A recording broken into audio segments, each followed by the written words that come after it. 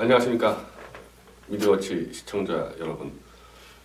제가 오늘 오후 2시 35분에 바른정당의 하태경, 장제원, 권성동 등등 20명이 홍준표, 유승민, 안철수 3자 단일화를 촉구하는 성명서를 낸 걸 보고 저도 우리 쪽에서 조원진 후보 쪽에서 아니 무슨 탄핵 세력 20명이 탄핵 진실을 캐겠다는 홍준표 후보와 뭐 단일화를 하자 이런 얘기들 떠드냐.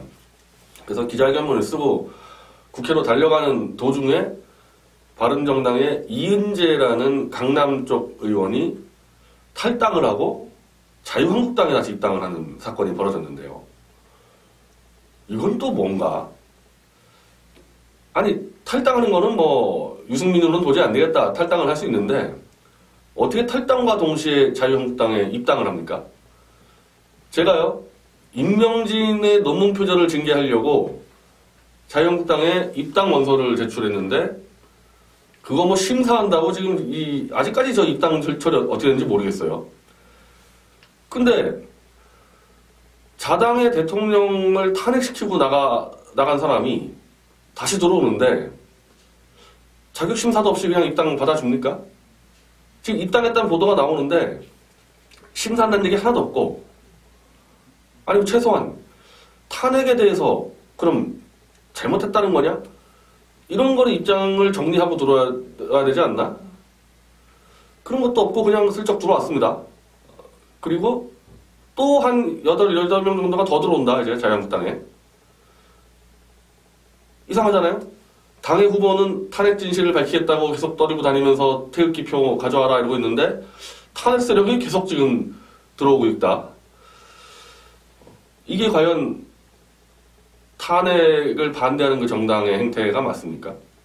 근데 생각해보니까 탄핵한 사람은 사과하고 들어와라 이렇게 물어볼 수가 없는 게 아니 탄핵의 이 주범들인 나경원하고 심재철이 지금 선대위원장 하고 있잖아요. 차라리 이은재는 뭐 튀진 않았죠. 탄핵에 찬성했을 뿐이지. 나경원 뭐 완전 탄핵을 주도했는데 지금 선대위원장 하는데 무슨 탄핵했다가 뭐 사과하고 들어와라 이게 안 되잖아요. 얘기 자체가. 그래서 홍준표 후보의 무슨 탄핵을 진실을 캐고 뭐 이거 다 거짓말입니다. 저렇게 할 수가 없죠. 정말 탄핵을 한번 파헤쳐보겠다 하면은. 파헤쳐보려고 그러면 뭐 자기 주위에 있는 나경원, 심재철 선대위원장 잡아다가 족쳐가지고 이실 짓고 하도록 만들어야 되죠. 따지면은. 그래서 여기 지금 사기가 지금 난무하는 거고, 또 바른정당의 또 김무성 패들은 또 입장이 다르나 보더라고요. 이종구 의원이 오늘 시사오늘과 인터뷰한 걸 보니까, 그러니까 김무성 패들은 안철수를 지지하는 지금 네트워크를 구성 중이다.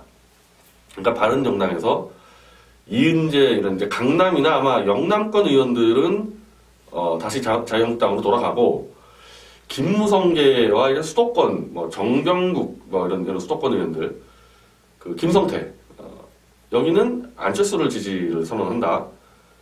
그리고 때마침 이 김종인이 안철수 당으로 들어가는 것 같습니다.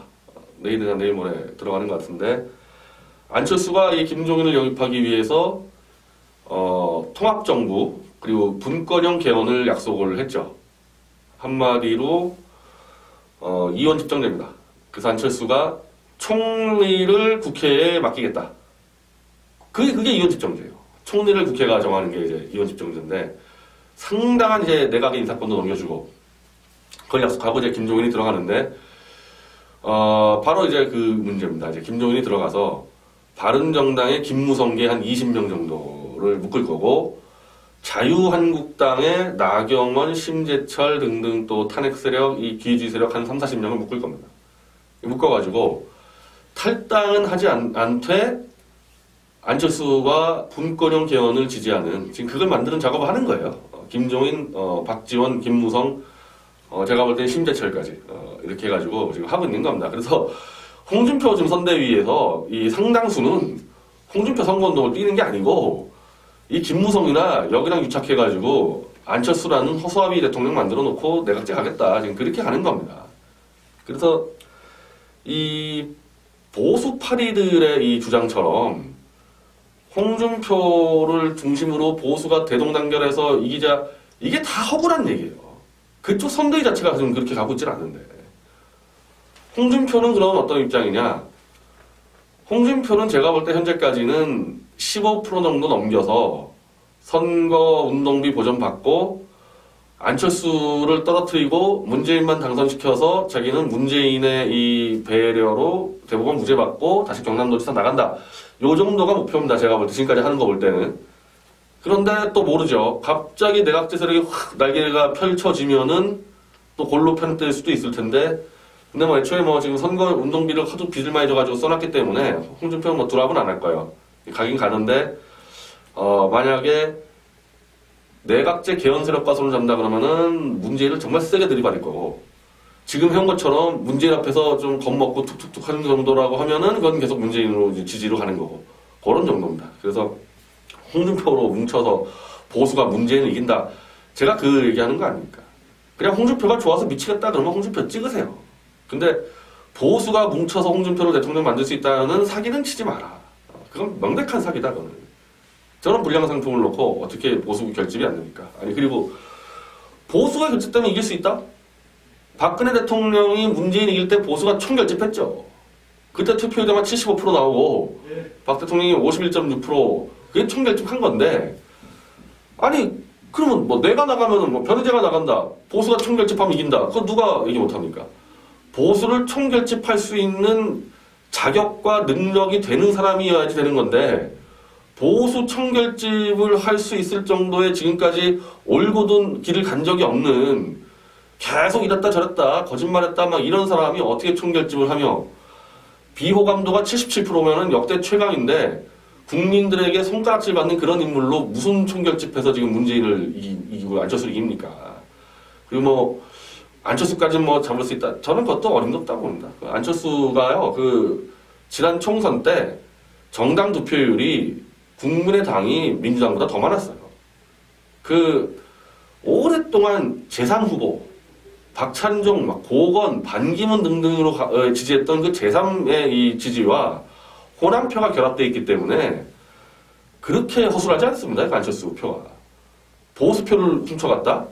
TK 약간 가져갔다가 지금 다시 빠지는 거죠. 다시 빠지는 거고, 안철수가 주저하는 거는 TK가 빠진 게 아니라 호남표가 지금 문재인으로 확 빠져나갔어요. 호남표로. 그래서 문재인 뜬 거 아닙니까? 근데 그게 또 좀 조정이 있을 거예요. 이제 김종인이 들어가서 또 내각 재판 벌리고 뭐 이렇게 하면은. 그래서 뭐 홍준표가 아웃되고 조원진으로 교체해서 한번 바람을 일으키지 않는 한은 안철수와 내각제 세력과 문재인 좌익 세력의 싸움입니다. 그거 현실 그대로 얘기해야지 이걸 사기치지 말라는 겁니다. 그래서 제가 방법은 전혀 동의할 수 없지만, 그래도 지금 국민들과 이 보수 애국 지지층에게 거짓말하지 않고 정직하게 얘기하는 건 조갑재 대표예요. 그리고 정기래 주필도 뭐 거짓말하진 않죠.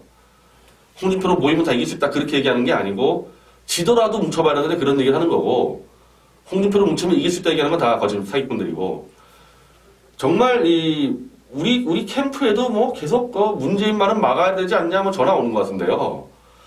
아니 정말 문재인만은 막아야 되겠다 그러면은 조갑재 대표 말대로 안철수 찍으세요. 그게 맞는 얘기입니다. 그렇게 해야지. 진짜 홍준표 찍기 시작하면은 문재인 되는 겁니다. 그 현실 자체가 그렇습니다. 물론 저는 내가 좋아하는 사람이 있는데 이 사람 찍으면은 뭐 누가 이익 보고, 글쎄 저는 그렇게 계산하면 큰일 난다고 보거든요. 유권자들이 그렇게 계산하면 안 됩니다. 이 사람이 적당하다 싶으면 이 사람 찍는 거지, 막 계산을 해가지고 저는 그런 건 바람직하지 않다고 봅니다. 근데 계속 뭐 문재인만은 막아야 되지 않냐 자꾸 그렇게 떠드는 분이라면은 저는 안철수 찍으라고 권하겠다는 겁니다. 이제 이제 이은재 의원이 이제 절로 자유한국당으로 영접을 받으면서 이제 귀환을 하지 않았습니까? 자, 우리 캠프한테 왜 단일화 안 하냐? 전 이거 이게 공작이라고 보는데, 단일화 실무 접촉을 제가 했습니다. 제가 김진태 의원하고 이철우 사무총장하고 접촉을 한 거예요. 홍준표 쪽에서 전혀 우리 이른바 태극기 세력과 단일화 할 생각이 전혀 없습니다. 전혀 없어요. 왜냐하면 단일화 할 생각이 있었으면요, 일단 우리가 제시한 단일화 방안이 있지 않습니까? 방안에 대해서 논의가 들어와야 돼요. 그리고 토론 후 배심원 투표는 홍준표가 무조건 진다. 자신 없다.